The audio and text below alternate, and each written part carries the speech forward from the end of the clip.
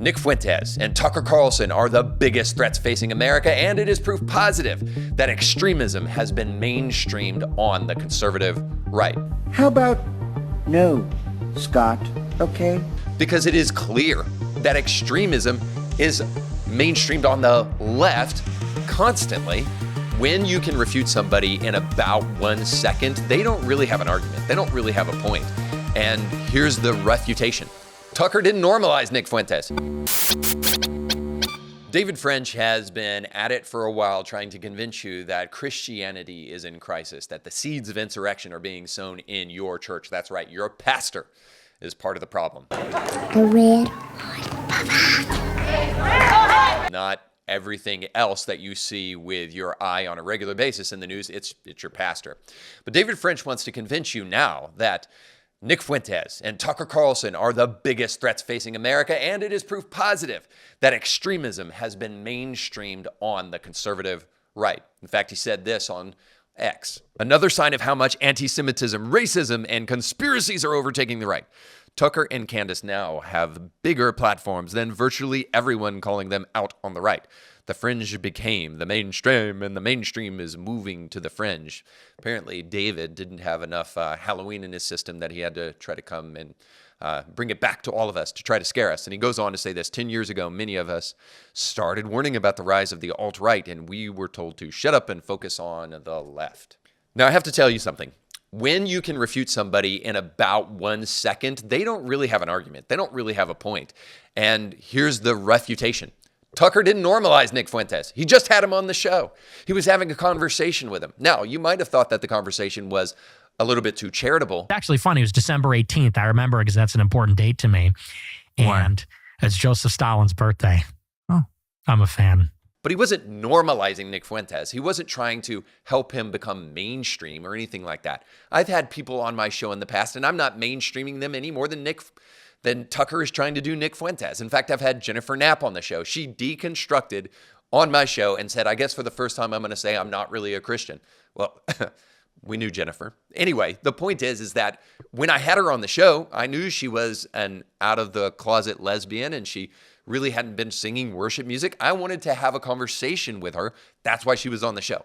I've had other supposedly gay Christians like Brandon Robertson on the show. And I've even had a gay atheist on the show. I've had all these people on the show not to normalize them, but because I believe Christians need to come out of their echo chambers and be actually able to defend the faith with other people who don't agree with you.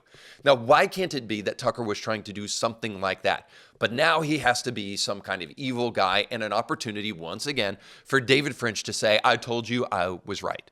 Of course, it's very annoying, and it's also mostly annoying, not because he's doing it, because sometimes I do it too, but it's mostly annoying because he's still wrong and he thinks he's right. Nick Fuentes isn't normalized on the right. He's hated by the majority. I'm about as Christian as you can get, and I think Nick Fuentes is a fool. That sounds bad when I say it like that.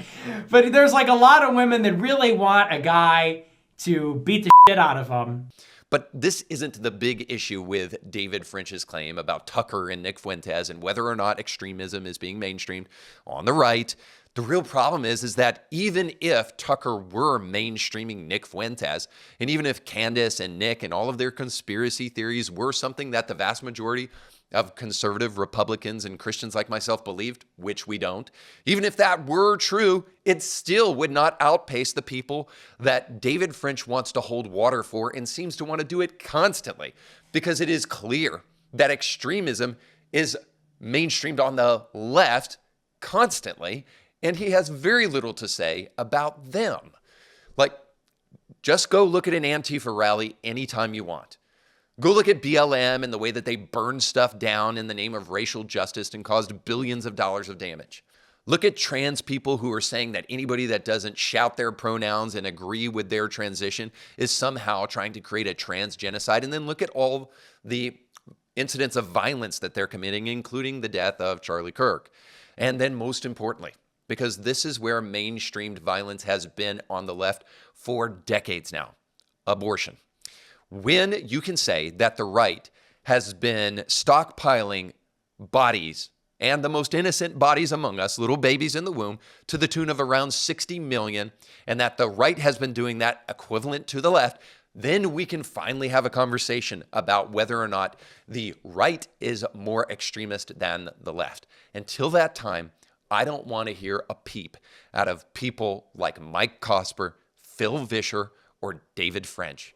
And besides, I do have to bring something up really quick. When you critique the conservative right and save your sharpest critiques for them and punch to the right far more than you punch to the left, and you showcase your message on a documentary decrying Christian nationalism, you leave us with no other option than to believe that you're shilling for the, say it with me, the left. That's who you really want to win. So let me just be really clear about something before I tell you why I think David French wants the left to win. I will reject Nick Fuentes full on right now so that there is no confusion. Nick Fuentes isn't a Christian and he isn't a conservative.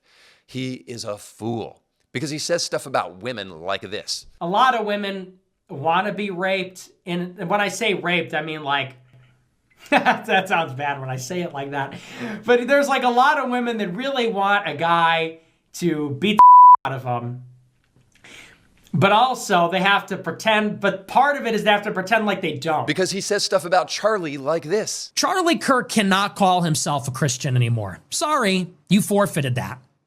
I do not want to hear, and you cannot allow Charlie Kirk to go to one more public event, one more question and answer, one more ask me anything without being protested. And of course, he says stuff about Hitler like this. And I was like, Mom, Dad, Hitler was awesome.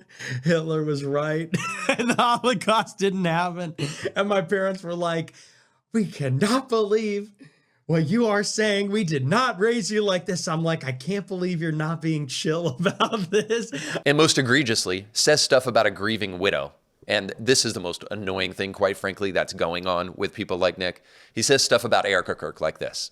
But does that mean that they took him out to put her in? Not necessarily. I think that it's a political marriage. She's an operative. He's an operative. He happened to be killed. She's going to take over his responsibilities. It is what it is. I agree. I think she is not who she says she is. By the way, for the record, if you are a young person and you appreciate Nick Fuentes, just know that what you just heard is what a 27-year-old idiot says whenever he is not in a stable relationship with a woman, and likely never will be. This is the kind of stuff that you can expect from a 27-year-old who is online and has built a platform for himself saying transgressive things. This is why he has a big platform. Not because he's mainstreamed on the right, but because social media incentivizes ridiculousness. I mean, go look sometimes at Kim Kardashian. And we could talk about whether or not she's mainstreamed in America or not, but who really looks to Kim Kardashian and says, wow, she's really like a thought leader in some kind of movement in America? It's just because social media incentivizes stupid stuff. I mean, look at this picture right now on the screen. This is the most liked picture in the history of Instagram. It's just a farm fresh egg for those of you who are listening. And do you know the second most liked picture on Instagram? At least when I last checked. The second most liked picture on Instagram's history is a picture of Kylie Jenner's butt in a bikini. So this is where we are in America. Buffoons do what buffoons do, and people both follow buffoonish behavior in the same way that they like to see people fall on their face on America's Funniest Home Videos or Fail Army or something like that. Just because he has a large following online doesn't mean he is mainstreamed on the right. So he is saying things that are purely transgressive, which really does capture the attention of young people who like transgressiveness. And by transgressive, I mean objecting the norms, pushing against the status quo. This is something that is obviously, like, every young person says this. I go against the grain. I'm different, man. I'm gonna rebel against the system and stick it to the man. This is who Nick Fuentes is. This is why people listen to him, because they believe that they're doing something transgressive by doing it. They're rebelling against their parents, maybe even shaking their fist at God when they do it. But this is why they listen to him. Hey, we'll get back to the show in just a moment, but I do have to pay some bills, and I do have to honor a great friend of the show. If you're looking for an online or in-person cooking class experience, you need to check out Sweet and Savory Classroom. Now, Nobody is going to tell you what I'm about to tell you, but that's because I love my neighbor. I'm going to tell you the truth in love. You probably don't cook as good as you think you do. And it could always be better, right? So why not take an online cooking class at Sweet and Savory to help you learn how to make some of the most amazing meals? Now, I'm going to take a class on beef Wellington because I love that dish and it is incredibly difficult to make. But Jeff and the crew over at Sweet and Savory, they make it look incredibly easy. Now, you can do this online or you can do this in person. All you have to do is go to their website, sweetandsavoryclassroom.com, where you can find a list of all their upcoming classes and a catalog of all their past classes that you can stream right from your home. So go to sweetandsavoryclassroom.com, and when you check out, use the promo code INDIE for a discount on your order. But if you're really concerned about this kind of transgressivism, well, then you should go beyond looking at this as the trait of foolish young men, and you should look at the party that is actually mainstreaming this kind of transgressivism and more. You know, the Free Palestine party, you know, the chop off your junk party, you know, the abort the baby in the womb because it's inconvenient party, the shout your abortion party, that party. That party isn't just doing it among young people. It's mainstreamed among adults. This is the kind of stuff that you hear from progressives all the time on the left. So why is David French so quick to talk about the right? Is it because he cares so much? Is it because he's a real fighter for truth in America and we need to stand behind David French as he types in his New York City apartment and writes for the New York Times? By the way, if you don't know yet that the New York Times is a hive of wretched scum and villainy yet, then I don't know what to do for you. So no, it isn't because David French is so concerned about the purification of Christianity. And like Martin Luther, he wants to slam a 95 Theses on the door of every Christian church that ever said anything nice about Donald Trump. Here's why David French is so desperate to punch right, so rarely punches left, and is so concerned about what's going on the right. Because right now we're living in a vibe shift. We're living in a moment where conservatism is in the cultural ascendancy, and they are becoming more and more popular. And what is happening is those who are on the fringes of the right, and certainly those on the left, are waning in their popularity. Now, I don't know if you know this, but what has been taking place over the past couple of decades because of the Cultural Revolution in our country is that the left and Democrats and progressives have largely occupied the spaces of power. And they have knighted anybody that they want to come into these places of power if they are willing to bow the knee to the ideology of the left. And they've done that with a special select group of Christians who I firmly believe are on the fringe of the right whenever they are willing to say the things that they approve of. And if they say the things that are pre-approved by the ideological left, here's what will happen. Leftists will welcome these men, these women, into their cocktail parties. They'll let them come on CNN. They'll let them come on MSNBC. They'll let them write for the godforsaken New York Times. And you can take a place of prominence in the culture, or at least what's left of the prominence, because the Overton window is shifting. And because of Donald Trump, because of Charlie Kirk, because of the Daily Wire, because of Christians, obviously like myself, totally on par with all of those guys, because I have as much popularity and influence, because of other Christians like Ruslan and Winger and David Wood and other Christians that are now popular online. Because of all of that, the Overton window is shifting in favor of conservatism, leaving people like David French behind. And if he doesn't fight for his place of prominence, he will lose all the popularity that he's worked so hard for. And if you don't know what the Overton window is, essentially, it's a political theory that says that the range of publicly acceptable ideas are within a certain range, a certain limit. And outside of that, politicians shouldn't go because they're likely to lose an election if they shift outside the Overton window. So most of your policies should be within the Overton window and a couple of fringe things outside of that, maybe if you really want to win an election. So that's kind of the Overton window idea. And the idea is, again, one of popularity. If you truly want to win an election, make sure you're within the Overton window. And so all I'm saying to you is that David French wants to be within the Overton window that was created in the past largely by progressives. And as the Overton window begins to shift in favor of MAGA, in favor of conservatism, in favor of Christianity, we're slowly but surely starting to leave David French in the dust. And that should be something that concerns David French. He should be deeply concerned that as America becomes more Christian, he becomes more irrelevant. And this is where I have to remind us that in America, in the present, we're not talking about Christianity. We're not talking about purely revival. We're not even purely allowed to say the Bible anymore, but we're rather talking about Christianities. We're talking about the different versions of Christianity that have arisen in our postmodern culture. And we have to fight for the right one, the one that coheres with church history, the one that coheres with Christian scripture. We have to fight for that one, because the soft progressivism that people like David French are fighting for is the kind of Christianity that will continue to push us further and further to the left, rather than closer and closer to Christ. And that's what I really want at the end of the day. I don't want to wag my finger at David French or even express indignation. I just simply want to say this. I want Christianity to be able to reach as many people as possible, and that many people will bow their knee to Christ before they see him in heaven.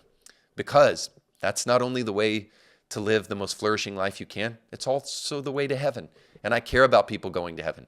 I want that to happen as much as possible.